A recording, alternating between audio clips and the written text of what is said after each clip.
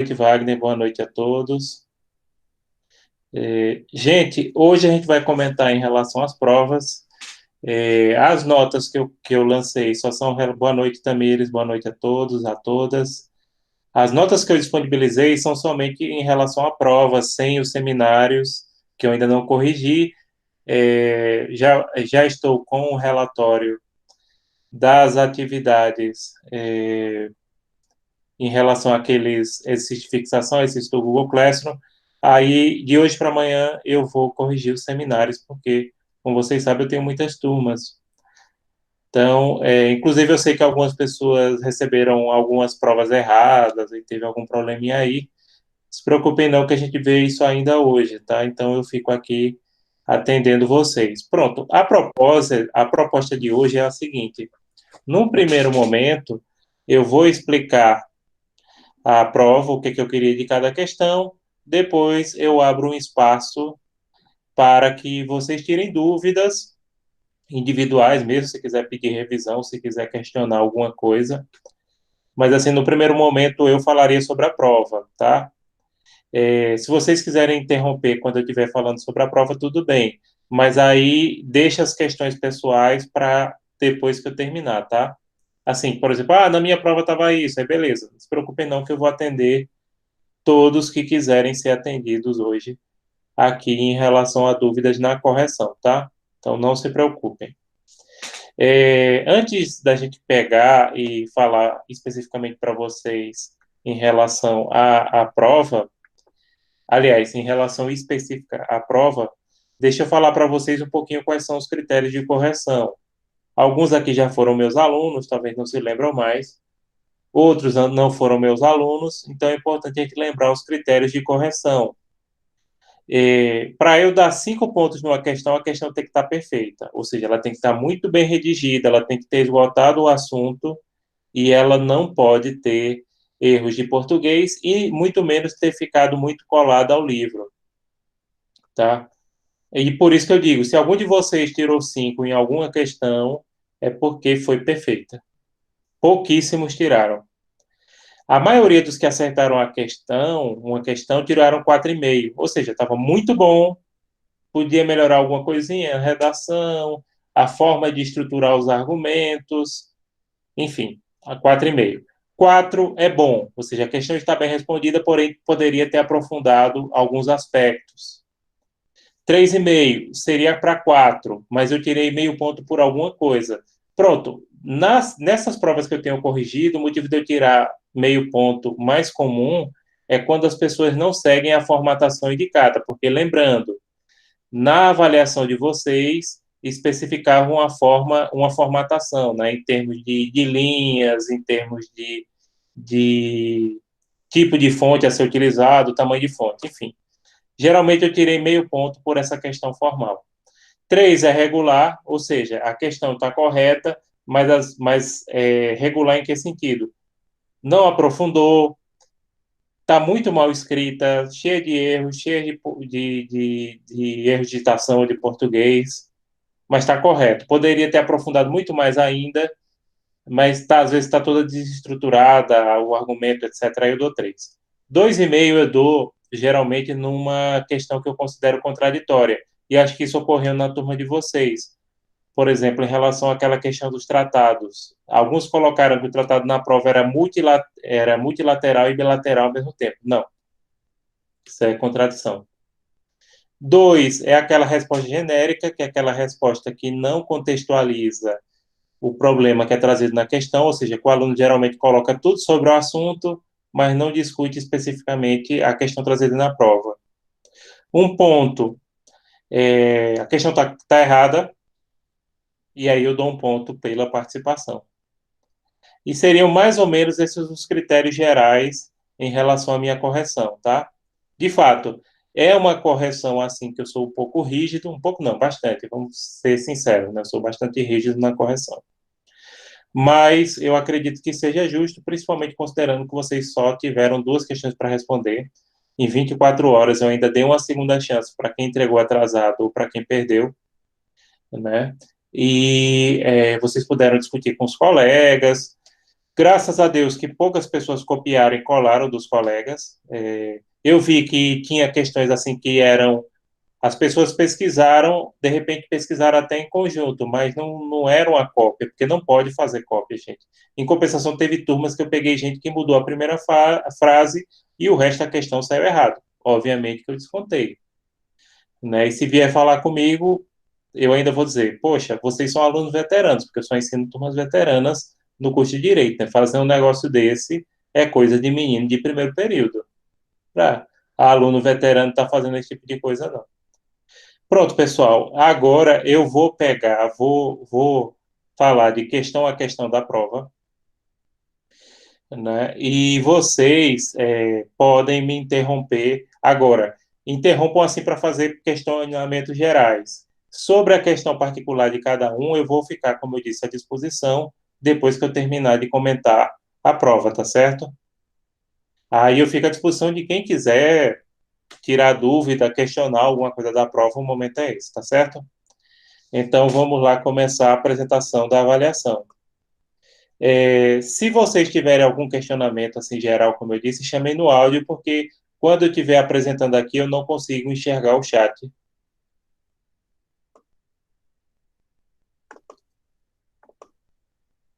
Pronto. Caso a partir desse momento vocês não estiverem enxergando uma avaliação, por favor, chamem no áudio, viu?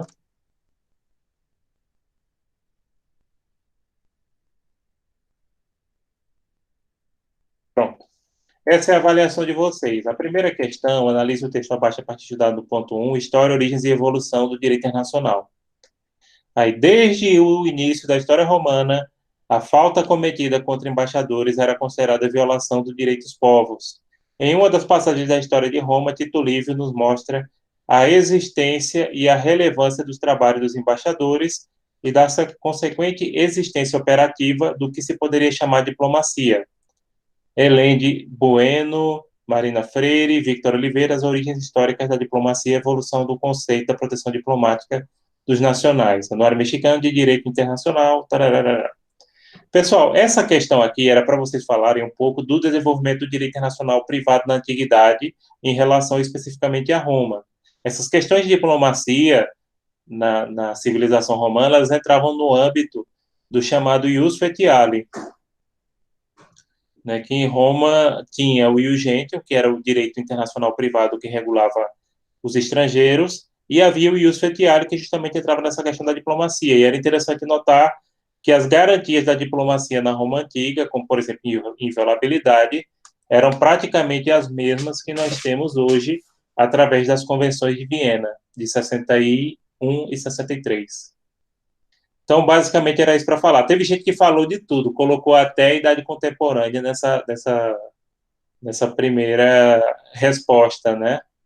Assim, era para falar da antiguidade, não precisava você ir da antiguidade à idade contemporânea em 15 linhas, né? Então, essa seria a resposta. Alguma dúvida em relação à resposta dessa questão do ponto um? Não? Então, vamos para a questão do ponto 2.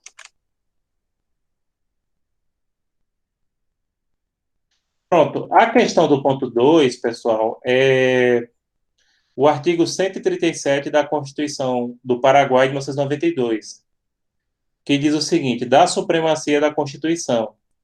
A lei suprema da República é a Constituição. Esta, os tratados, convênios e acordos internacionais aprovados e ratificados, as leis aprovadas pelo Congresso e outras disposições jurídicas de hierarquia inferior, sancionadas em consequência, integram o direito positivo nacional na ordem de preferência enunciada. Eu acho assim que ninguém errou dizendo que o Paraguai não era monista. Todo mundo acertou, o Paraguai era monista. Porém, algumas pessoas erraram o tipo de monismo, mas eu considerei a maior parte. A maioria de vocês colocaram que o Paraguai era monista legalista, mas não é. Por que não é? E aí eu coloquei na prova, o Paraguai é monista internacionalista. Reparem aqui. Inclusive, se vocês quiserem, eu posso colocar até no trecho espanhol. Comparem o trecho espanhol com a minha tradução em português, né? Tá certo, a lei suprema é a Constituição, perfeito.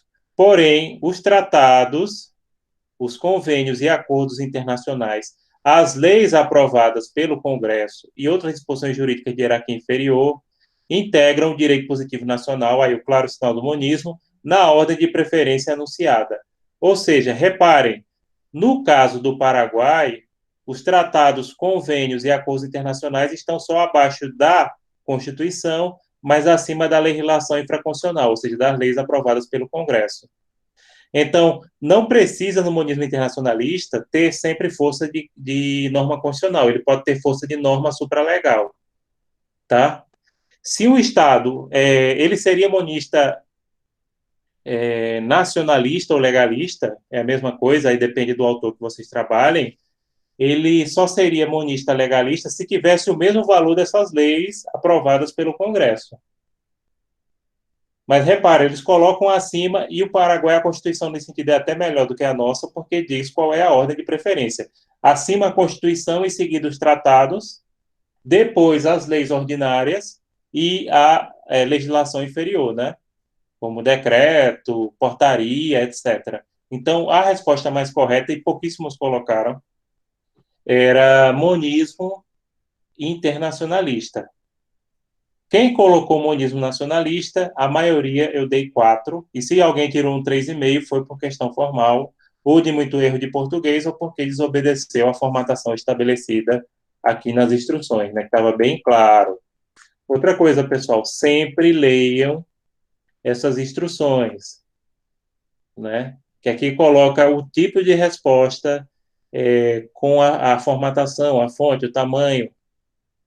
Eu sei que algumas pessoas estavam com dificuldade porque estavam fazendo no celular. Inclusive, uma dica que eu dou, que inclusive um celular que nem esse meu, que não é grande coisa, ele é um celular que tem o Android, ele tem, vocês podem baixar gratuitamente o Office ou o Google Docs. Aliás, o meu já veio, né? Inclusive, ele tem aqui, tem o Word, tem o Word, que vocês podem, inclusive, formatar as respostas, né? Basta ter uma conta no Outlook. Você pode fazer isso de graça. Pronto. Alguma dúvida sobre essa questão do ponto 2? Não, né? Aliás, eu estou até estranhando. Hoje vocês estão muito silenciosos. Estão me escutando? Alguém? Estamos, professor. Como vocês estão compenetrados hoje? Sim, sim. Não, tá certo, gente. Tá É certo. porque a gente ainda está passado, professor, com essa prova. Viu? Mas a imensa maioria de vocês tiraram notas boas. E mesmo os que não tiraram notas boas, a gente vai ter chance na segunda unidade de fazer outros trabalhos aí que vão ajudar com certeza na recuperação, né?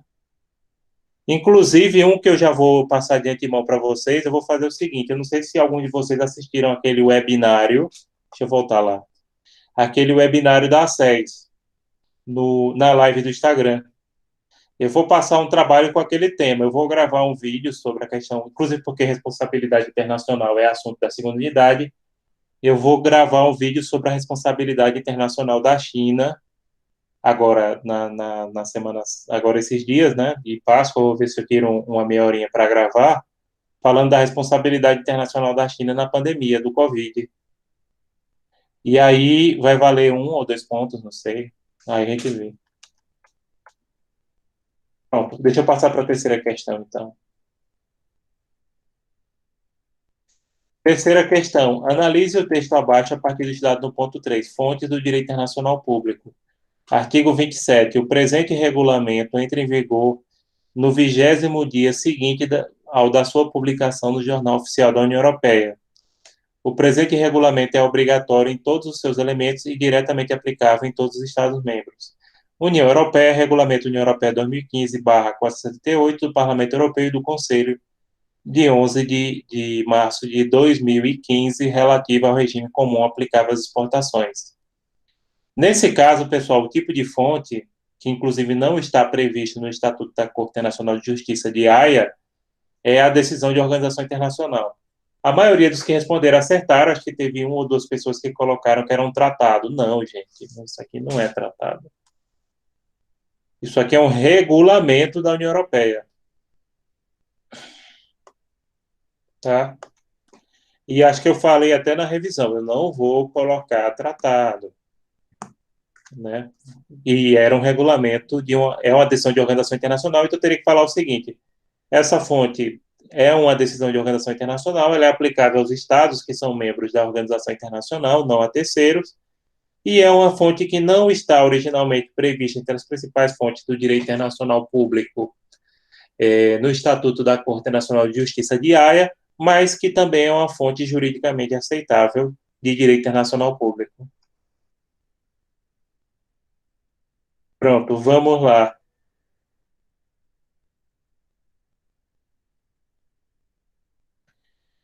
Quarta questão. Sim, alguma dúvida sobre a terceira? Não. Posso prosseguir, né? Qualquer coisa, interrompam no áudio. Quarto, analise o texto abaixo a partir do estudado no ponto 4, Tratados Internacionais, Classificação e Espécies. Era o artigo 49, o artigo 49 do Tratado sobre o Funcionamento da União Europeia, Tratado de Lisboa, 2007. O autor, União Europeia. Esse tratado aqui, pessoal, dava para dizer várias coisas dele, mas as principais seriam: primeiro, ele é um tratado multilateral porque ele foi celebrado pela União Europeia e seus Estados-membros. Algumas pessoas até colocaram assim, a União Europeia e mais alguns Estados-membros. Não, os Estados-membros da União Europeia. Todo Estado, para ser membro da União Europeia, tem que ter ratificado esse Tratado de Lisboa. Inclusive, não sei se foi na turma de vocês que alguém colocou assim, que era um tratado celebrado por Lisboa. Lisboa não pode celebrar tratado, porque Lisboa, como acredito que quase todos vocês saibam, é a capital de Portugal, né? Esse tratado ele foi assinado lá, no Mosteiro dos Jerônimos, que é aquele mosteiro que fica em Belém, que é bem famoso, que tem o túmulo de Camões, que fica perto daquela padaria que vende o, o, o pastel, né, de Belém, que não é pastel, bolinho de saia, bolinho de nata, que não tem nada a ver com o nosso pastel. Mas, enfim, dá para dizer basicamente três coisas desse tratado aqui. Claro, algumas pessoas colocaram outras coisas, que também seriam corretas, que eu vou falar. Primeiro, ele é um tratado multilateral. Ah, teve gente na turma de vocês que colocou que ele era bilateral e multilateral. Não, ele só é multilateral. Que ele é celebrado pela organização internacional e ele é aderido pelos membros dessa organização. Segundo, ele é um tratado permanente, porque todo tratado que diz respeito ao funcionamento de uma organização internacional, ele tem que ser permanente. Ele não pode ser um tratado temporário. E terceiro ponto, ele é um tratado normativo, porque ele estabelece normas gerais de direito internacional público. Ele não é um tratado-contrato. Ele é um tratado bifásico. Eu não gosto muito da denominação bifásica, apesar que Mausoli utiliza, mas tudo bem, considera-se correto. Por quê? Porque não são duas fases. Mausoli fala em tratado bifásico, mas ele mesmo coloca no livro dele, dê uma olhada depois, que são quatro fases, né? Aprovação, assinatura, aprovação interna, ratificação e promulgação do tratado. Então não é só bifásico, mas tudo bem, eu aceito essa classificação de bifásico, não tem problema não. E quem mais, meu Deus? Alguém colocou. Não, permanente eu já falei, né? Ele não é temporário. Sim, algumas pessoas erraram colocando que é contrato. Ele não é contrato. Ele cria normas gerais. Ele é a Constituição da União Europeia, né?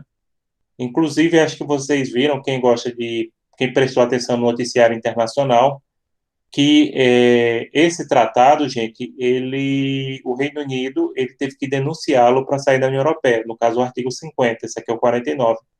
É o artigo 50 que o Estado tem que denunciar para sair da União Europeia. E acho que é isso em relação a esse tratado aqui. Alguém tem alguma questão do ponto 4? Alguma dúvida?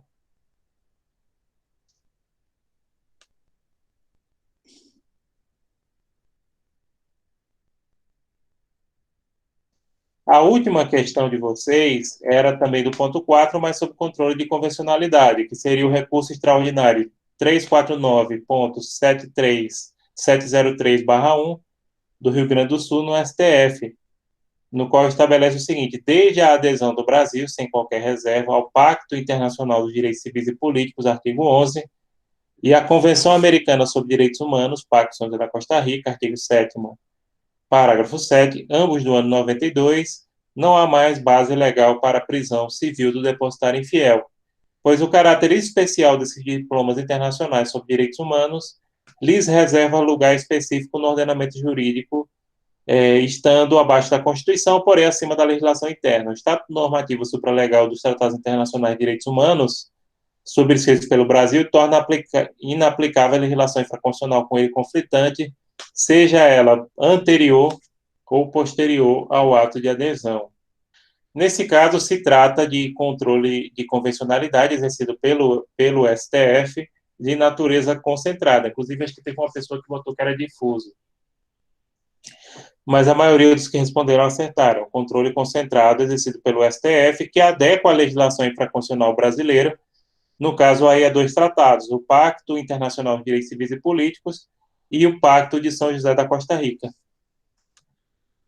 Pronto, era basicamente isso, essa prova de vocês. Alguém quer que eu fale da prova que foi dada a segunda oportunidade? Ô, professor, Oi?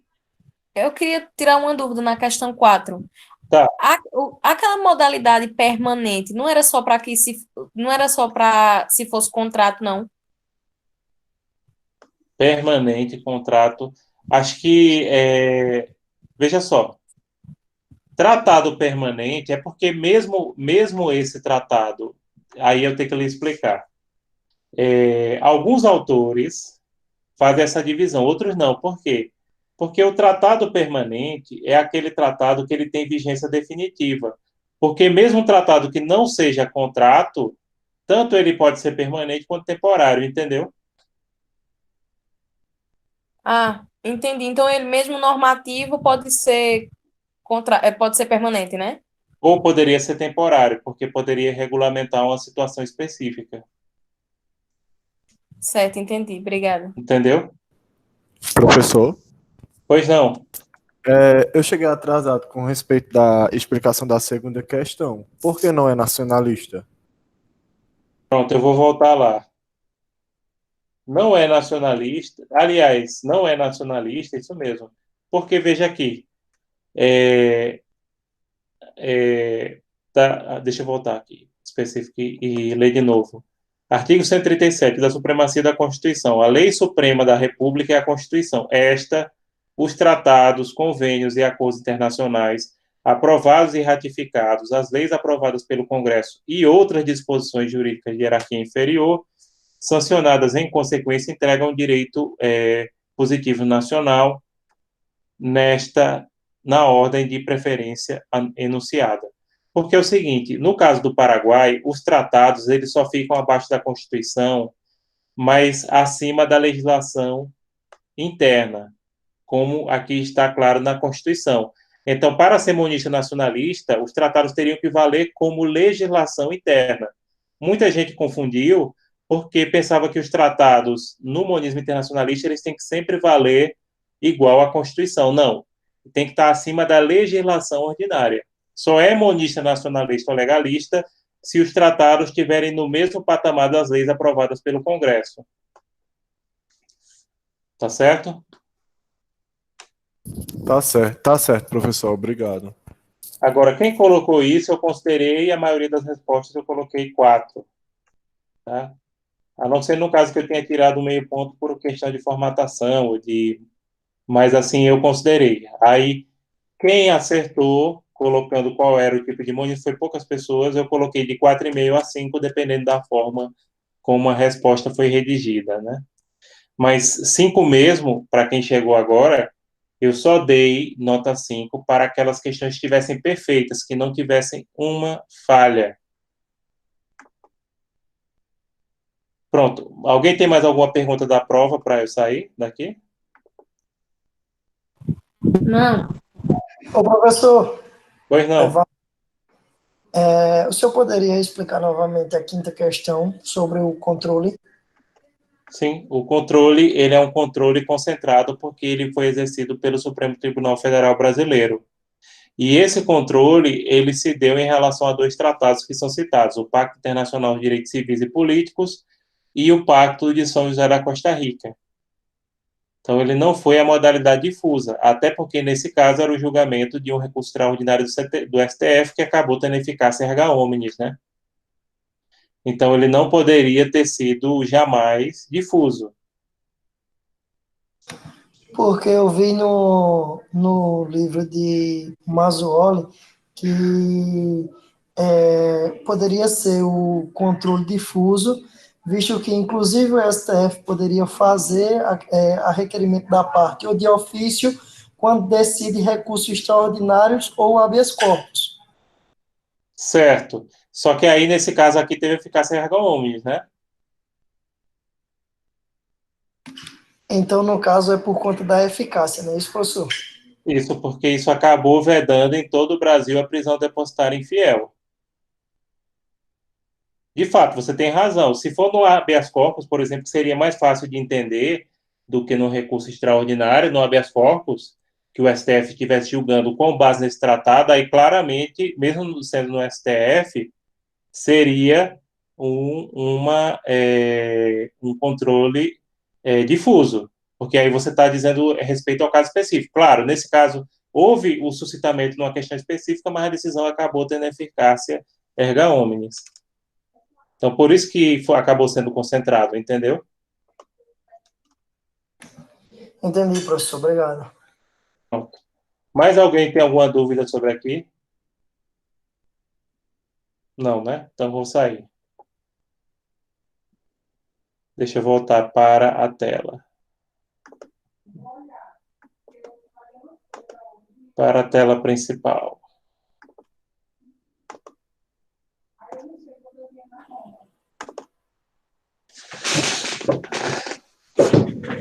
Pronto, pessoal. Agora eu vou, nesse momento, fazer o seguinte. A gente vai ficar à disposição. Deixa eu olhar aqui. Pronto. Poliana teve uma questão aqui, e acho que alguns alunos também. Tem algumas questões de alguns alunos. No caso de Poliana, a gente vai procurar a sua prova, viu, Poliana? Porque eu acho que foi algum erro do sistema. Mas você viu, Poliana, você viu a sua nota? Certo. Vamos dar uma olhadinha aqui.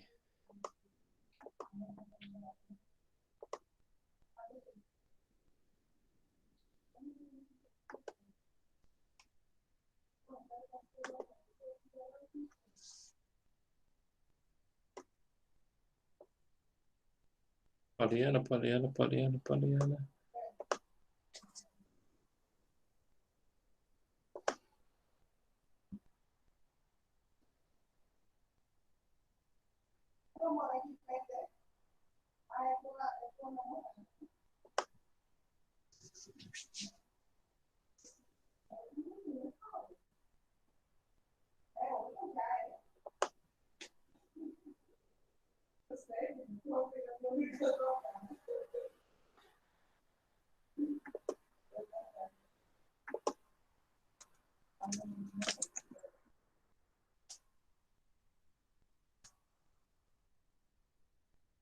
Poliana Figueiredo. Poliana Figueiredo.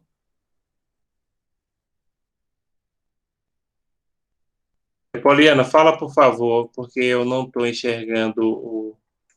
Poliana Figueiredo Damasceno, né? Pode responder no áudio, que eu não estou enxergando, viu?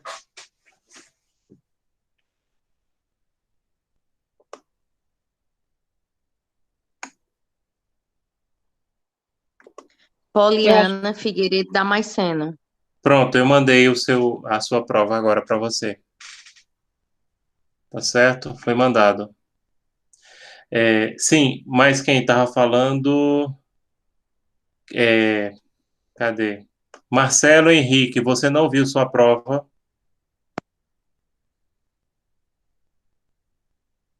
Por favor, Marcelo, responda. Não, professor, boa noite. Não vi, não. Minha nota não. Não viu sua nota, cadê?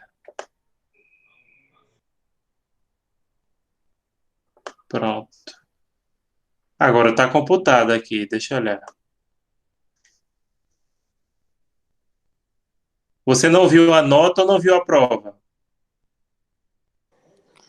A prova ela está, professor, mas não está a nota. Ah, tô entendendo, eu sei. Foi porque você colocou em formato PDF. Pronto, eu vou. Deixa eu olhar aqui. Fique no áudio aqui. É Henrique da Costa Pinto. Marcelo Henrique da Costa Pinto. Marcelo Henrique da Costa Pinto. Foi porque você fez o formato PDF, aí ela não salvou a correção, entendeu? Mas eu vou lhe Entendi. mandar agora, eu vou lhe mandar nesse instante, deixa eu olhar aqui. Eu estou mexendo aqui, eu não, vocês estão me vendo, mas eu não vou mostrar para não ficar mostrando a nota de ninguém, né? Pronto. Eu acho que vai dar aí no seu e-mail institucional. Eu já mandei, viu? Ok, tá bom, professor. Obrigado. Nada. A outra pessoa, acho que era a Ivy ali, que tinha perguntado alguma coisa. Deixa eu olhar aqui. Poliana Carla. É isso, Carla Roberta. É só para corrigir e tirar dúvida. Outro, Gessivaldo, né? Gessivaldo veio uma prova diferente. Não sei, Gessivaldo, por que foi isso? Deve ter sido algum problema do sistema. Eu vou também mandar a sua, viu? Mas você viu, Gessivaldo, responda no áudio. Você viu a sua avaliação?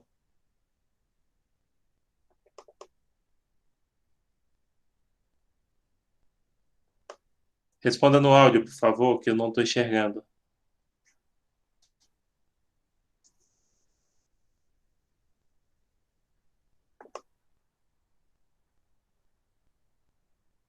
Alô, Gessivaldo?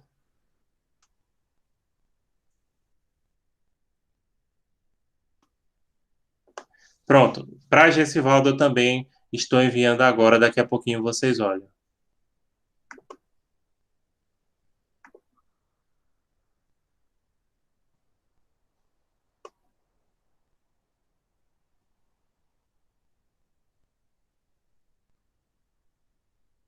Pronto, Ívila tem aqui um questionamento em relação à prova dela. Ívila, eu vou dar uma olhada aqui na sua avaliação. Você autoriza mostrar ou quer que eu não mostre?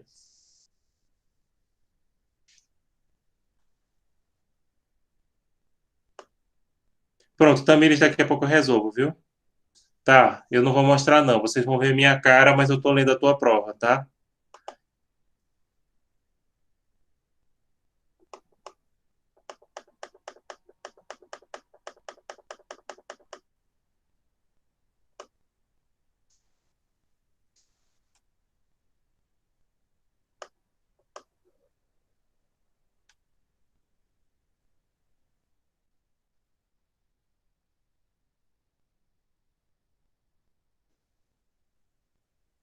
Ívila, foi o seguinte, você colocou que o tratado tinha você colocou o seguinte, trata-se de tratado stricto sensu, pois está relacionando os dois sujeitos de direito internacional público, podendo ser classificado como multilateral.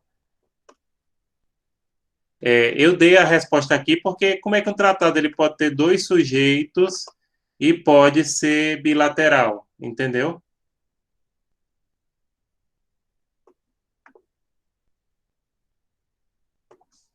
Não tem como ele ser. A resposta sua está contraditória. Não tem como ele ter dois, e até porque esse tratado não tinha dois sujeitos, ele tinha 28, na verdade, né? Então, aqui a contradição que eu apontei na sua questão foi essa, porque você colocou que ele tinha dois sujeitos e você disse ao mesmo tempo que ele era multilateral. Entendeu? Alô, Ívila? O professor Oi? Gessivaldo, ele pediu para lhe avisar que ele não habilitou o microfone porque o computador dele está com problema. Uhum. Tá bom. Não, sem problema, isso acontece. É porque, percebam, quando eu mudo de aba, e às vezes eu não estou apresentando a vocês, aí eu não consigo ver o que vocês estão escrevendo. Não, Ívila, você não está entendendo. Você escreveu aqui, eu vou ler, viu? Eu não vou mostrar a tua prova, mas eu vou ler. Neste caso, como visto em sala de aula, trata-se de tratado stricto sensu por estar relacionado a dois sujeitos de direito internacional público, podendo ser classificado como multilateral, onde é composto a partir de três entidades. Me explique aqui, porque você não está entendendo. Você colocou que o tratado tinha dois sujeitos, na verdade ele não tinha dois sujeitos. Na verdade ele tinha 28, e ele não podia ter dois sujeitos e ser multilateral, entendeu? Foi por isso. O problema é esse aí. Então tá contraditório. Sim, Tamires. Olha, Marília, eu posso corrigir, viu? A prova. Aguarda um pouquinho que a gente vê a prova. Deixa eu olhar quem mais pediu. Sim, Erielle tinha falado aquela questão. Pronto, Erielle, vou olhar a sua prova, viu, agora.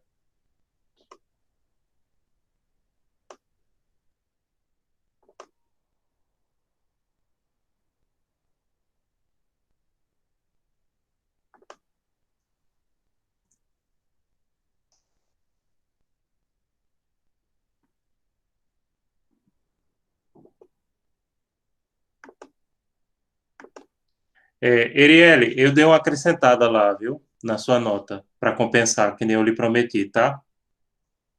Agora, da próxima vez, você fique ligada, porque tem como você mexer.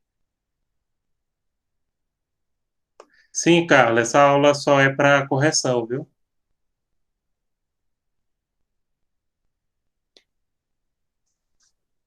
Quem mais tem alguma coisa? Marília, né? Tinha falado para corrigir a prova de. Tem mais alguém que não recebeu a prova?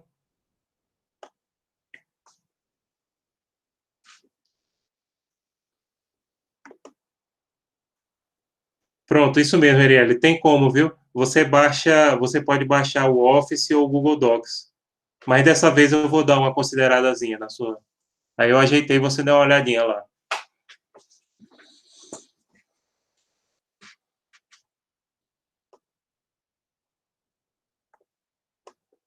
Pronto. Quem mais? Acho que foi Marília que tinha a última pessoa aqui. Marília pediu para ver a prova de segunda oportunidade, né? Então, vou mostrar a prova de segunda oportunidade.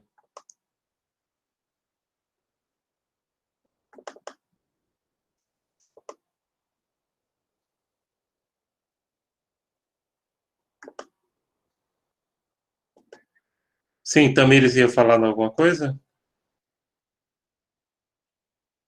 Pronto. Antes da gente ir. Ah, apagou sem querer.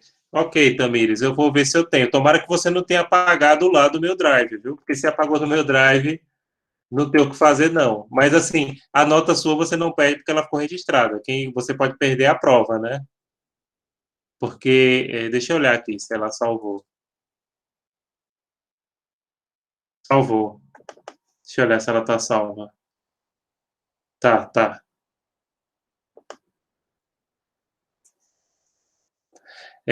Tamires.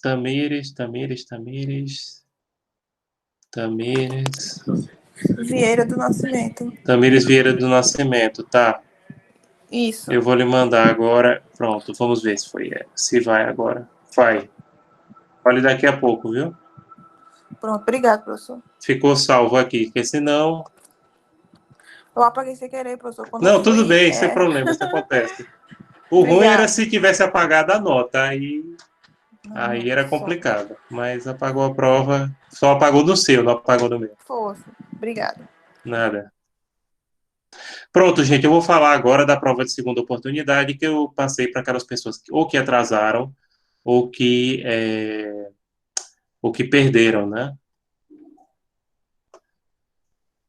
Aí lembrando, quem perdeu a segunda oportunidade, aí só quando a gente normalizar a situação, né?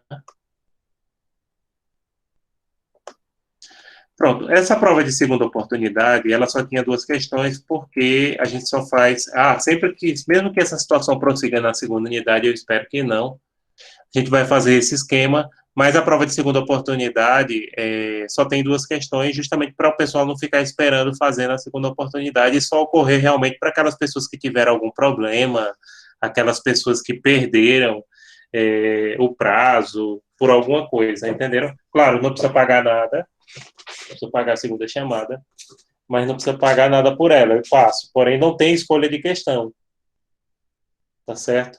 Então, só tinha duas questões dessa prova. A primeira questão era sobre a Austrália, que era uma questão também do ponto 2, né? Que diz o seguinte: todos os tratados exigem regulamentação para vigorar na Austrália. Questão: a posição geral sobre a lei australiana é que os tratados aos quais a Austrália aderiu, salvo aqueles que terminam com o estado de guerra, não são incorporados direto e automaticamente do ordenamento jurídico australiano. A assinatura e ratificação por si só não fazem os tratados operarem internamente. Na ausência de regulamentação, os tratados não podem impor obrigações aos indivíduos nem criar direitos no direito interno. No entanto, o direito internacional, incluindo o direito dos tratados, é uma influência legítima e importante no desenvolvimento do common law e pode ser usado na interpretação das leis ordinárias. No caso, era do site do governo da Austrália, não era da Constituição, a Constituição não menciona, mas o processo de elaboração de tratados da Austrália, do próprio governo australiano. Nesse caso, gente, a Austrália é claramente dualista, porque, como vocês viram, existe um procedimento de incorporação, os tratados não podem impor obrigações no direito interno diretamente, né? E aí assinala a posição dualista australiana. A última questão era o artigo 1º do Acordo por Troca de Notas entre a República Federativa do Brasil e a República Italiana sobre reconhecimento recíproco em matéria de conversão de carteiras de habilitação. Nesse caso, pessoal, era um tratado bilateral, Brasil e Itália, são duas partes.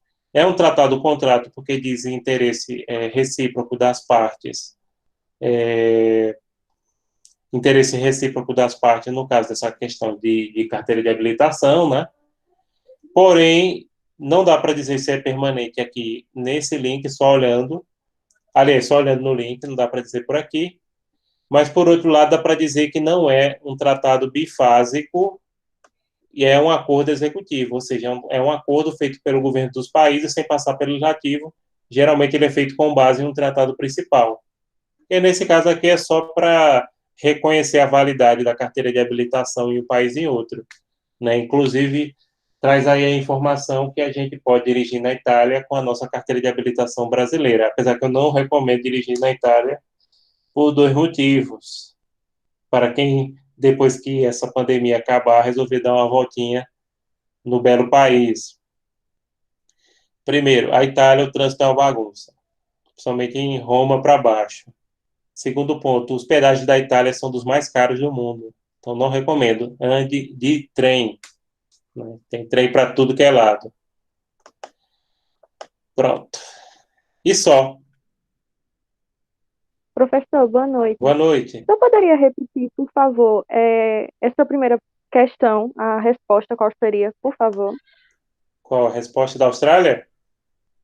Da primeira questão, isso.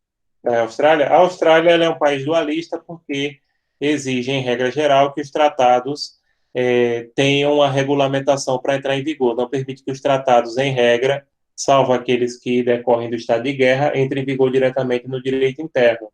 Então, precisa que eles sejam incorporados. Certo, muito obrigada.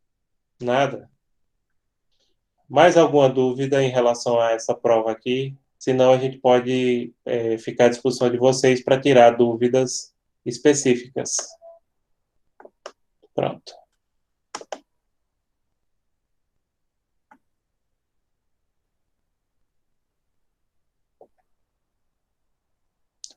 Pronto. Mais alguém tem alguma dúvida sobre prova? Se não tiverem qualquer coisa, eu já vou corrigir. Eu não corrigi os seminários ainda. Aliás, imagine, eu tenho 7 turmas, eu tenho que corrigir 4 seminários por turma. Quanto tempo eu tenho que ficar, né, assistindo? Começar agora, porque antes eu estava corrigindo as provas, né? Eu terminei de corrigir as provas e agora eu vou corrigir, né, os seminários. Mais alguém tem alguma dúvida, quer dar uma olhada na sua prova específica, não recebeu a prova ou foi confundido pelo sistema?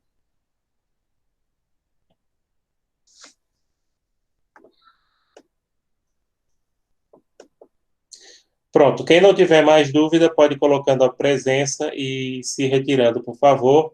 Aproveito para desejar a todos vocês uma boa Páscoa. Que Deus ilumine a todos nós e a nossa família nesse momento difícil que passamos, nesse momento terrível para toda a humanidade, né?